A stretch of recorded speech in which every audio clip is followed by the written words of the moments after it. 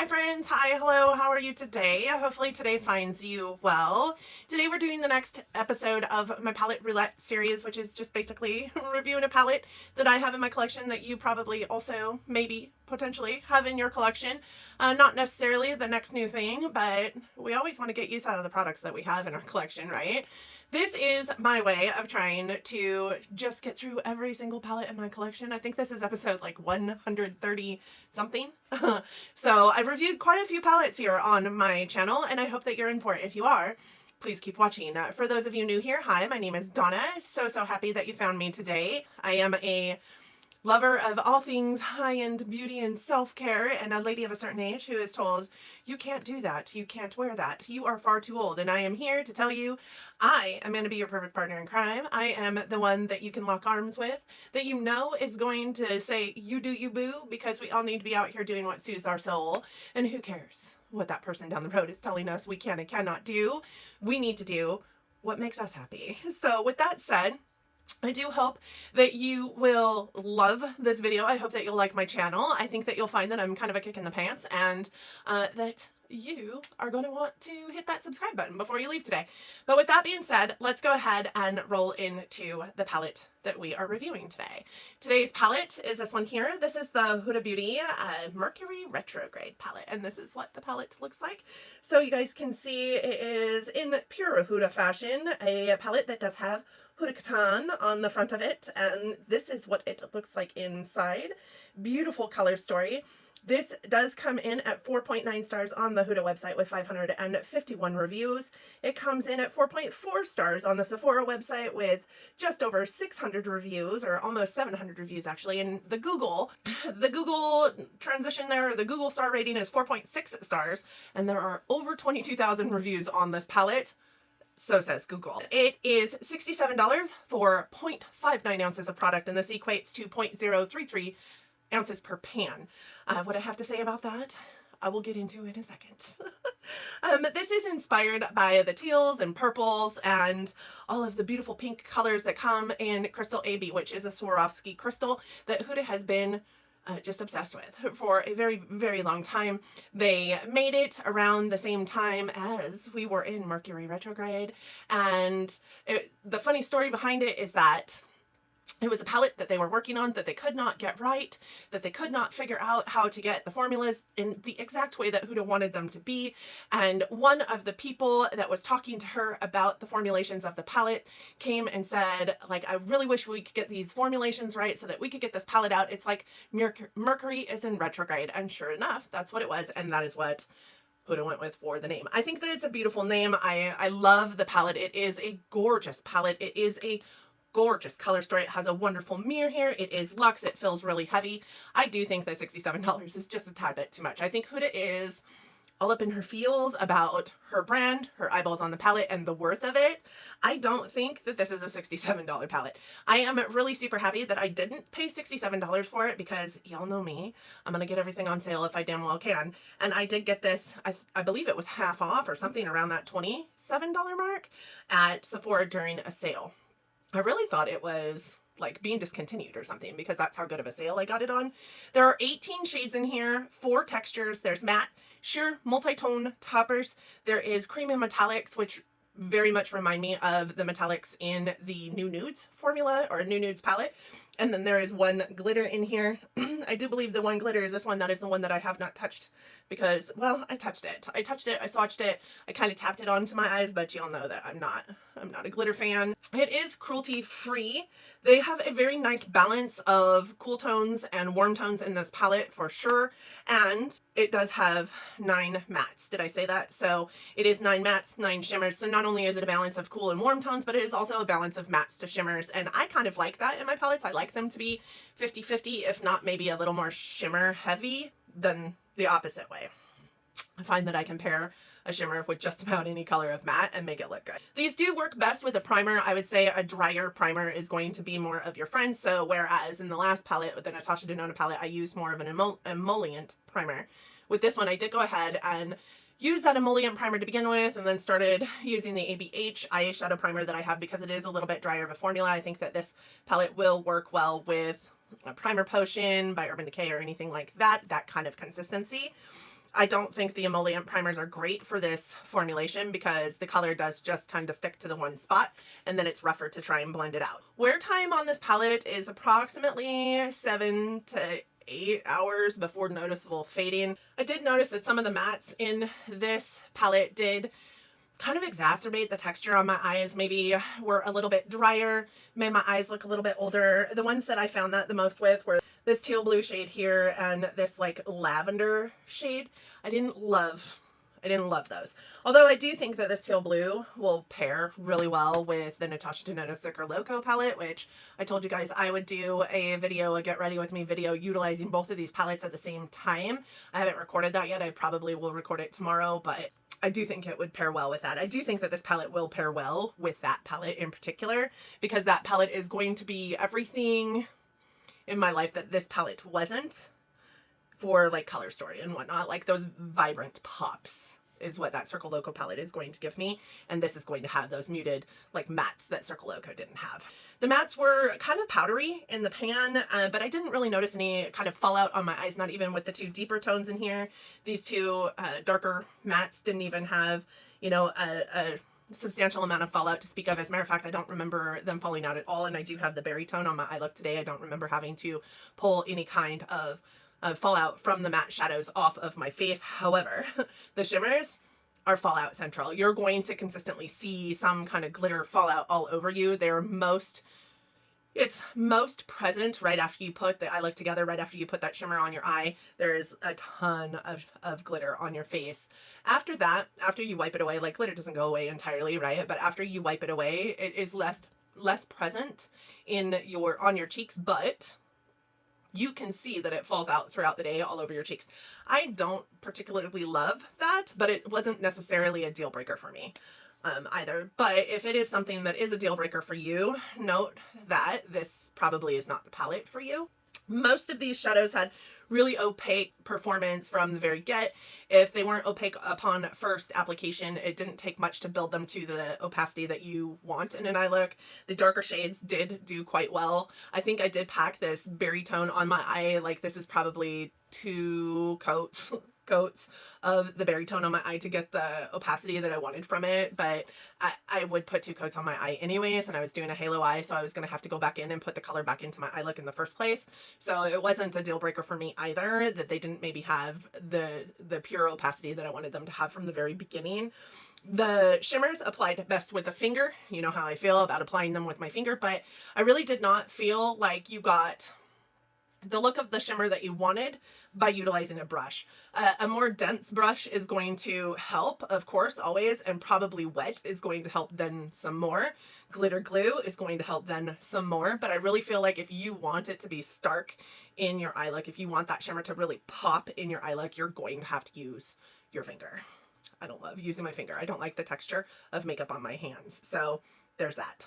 Yet I swatch these for you in this video. So with that said, let's roll into the swatches, then we'll pick into the palette, and then we'll get you out of here. So as always, I'm gonna go first row across, second row across, third row across.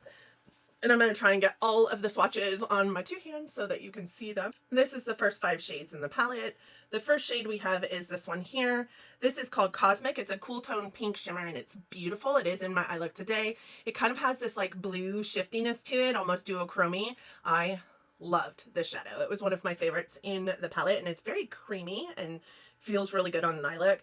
The second one is a matte. This is Utopia. This is just a warm peach matte. The third one is this one, which is also beautiful. It's called Ultraviolet. It's a cool tone purple metallic, and it is really, really beautiful. And I just didn't find that there was a matte to pair it with that looked great with the shadow. So I felt like that was a missed opportunity for them. The next one is the one that I feel is the glitter, and it is a stunning, stunning glitter. It is called Nebula. It's a cool tone like lavender metallic glitter. It is so pretty. I just wish I wasn't as afraid of it as I am, because, you know, I don't want that glitter in my eye. I don't want to sty. I don't want it to cut my eye. I don't want those things in my life. So there's that. I did use this one though, and this is called Mercury. It is a teal metallic with a black base, and I think that you guys can see that black base in that shadow.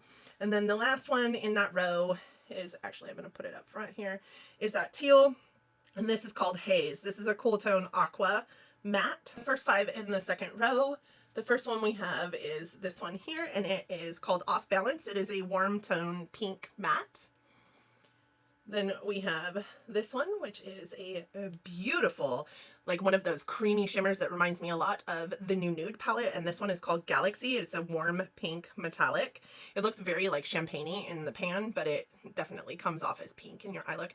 It kind of looks a little like almost limey green in the swatch. It's so weird. It doesn't appear that way on your eye look though. This one is the matte lavender, and it is called Libra. It's very cool toned. And then we have Crash, which is a pinky mauve tone. I don't know if you can see that very well. And then we have the cream matte in the palette, which is called Momentum. It's just a light peachy matte is what it's described as, but I think it's more of a like a bone shade. And then this one, which is also a topper, it is in my eye look today, and it is that white there on the edge of my hand. It is called Supermoon, which is a white shimmer with blue and pink flecks of glitter. It works more as a topper. It is topped onto my eye look today. It does have quite a bit of fallout.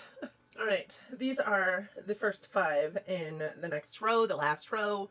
And the first one is this, and you guys, this one doesn't swatch very well, but it is a beautiful like gray toned purple. It's called Vortex, and it's very like eggplant in my opinion. I loved it. It matches my hair quite well actually. It's a very neutral purple matte. And then we have this one here, which is called Hot Mess. It's a cool tone berry. It is what is in my eye look today. Then we have this one, which also is a little bit like duochromy. It is called Supernova. It's a pink copper shimmer, and it again has that creamy formula that you find in the new Nudes palette. Then we have this matte, which is called Karma. It's just a darker coral peachy tone matte. And then we have this creamy metallic. It is called Gold Glitch, and it is a gold with pink sparkle in it and also orange, and I don't know, it's just so pretty. I do have an eye look that is on the lid, and I was just so impressed by that shimmer. And then the last shadow in the palette is called Frazzled, and it is a medium warm copper shimmer. It is just really pretty. Like I can't say enough about the shimmers in the palette. I really do think that they are stunning. I think that they work well. I think that they are creamy enough that they also blend out. I think that they are just, I think that they're beautiful. I wasn't like 100% sold on all the mattes in the palette. I do think that they're good. I think that they are usable. I think that they're blendable. I think that they build very well. I just don't think that they're mattes that are worth the price tag that she has people pay for her palette. When I think about like, okay, so let's think about like Natasha Denona and like Pat McGrath. Okay, well, Natasha Denona specifically, because she has 15 pan palettes that have just as much product in them as this 18 pan palette by Huda.